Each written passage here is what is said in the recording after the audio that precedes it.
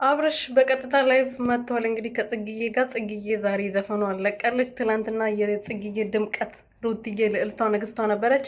ዛሬ ግን አበጋዝ ሄዶ እንግዲህ ጎበዝ በርቺ እያሏት ነው ላይቭ ላይ ማለት ነው። እና ቤቷ ድረስ ሄዶ እንግዲህ ቀጥታ ላይቭ ላይ ይገኛል ማለት ነው። አቶ አብርሃም ሩትዬን ብትገኝ ደስ ይለን ነበረ። ይሄ አበጋዝ ግን እያለ እዛ መሄድ አትችልም። ምክንያቱም ብዙ ጊዜ ብቻውን ነው ልጁ መብላት የሚወደው፣ ብዙ ጊዜ ብቻውን ነው የሰውን ድምቀት መሆን የሚፈልገው። ግን ከሩትዬ ደግሞ ድምቀትን አያገኝም። እሱን ሁላችንም እናውቃለን። ግን ጽጌዬ ጎበዝ በርቺ። ከዚህ በላይ ደግሞ ስራሽን በደንብ አድርገሽ እንደምታሳይን ተስፋ እናደርጋለን።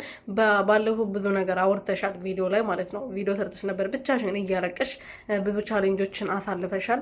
ሁሉም ሰው ቻሌንጅ የማያሳልፍ ሰው የለም በዚህ ዓለም ላይ። አንድ ነገር ለማግኘት ደግሞ ብዙ ነገር ማጣት አለብን። ካላጣነው ያ ነገር ካለፋንበት የሆነ በጣም ብዙ ነገር አሳልፈን የራሳችን ነገር ካልሰጠነው የሆነ ነገር ከተሳካ ራሱ አይጣፍጠንም። እና ይሄ መጨረሻ ተሳክቶልሽ እንደዚህ ስላየንሽ በጣም ነው ደስ ያለን።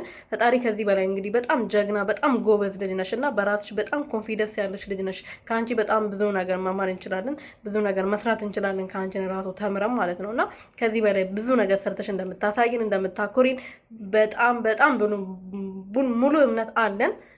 ፈጣሪ ከዚህ በላይ ያሰብሽው ነገር ያሳቀልሽ የኔ እናት የኔ ጀግና ማለት ነው የኔ ውድ እህት።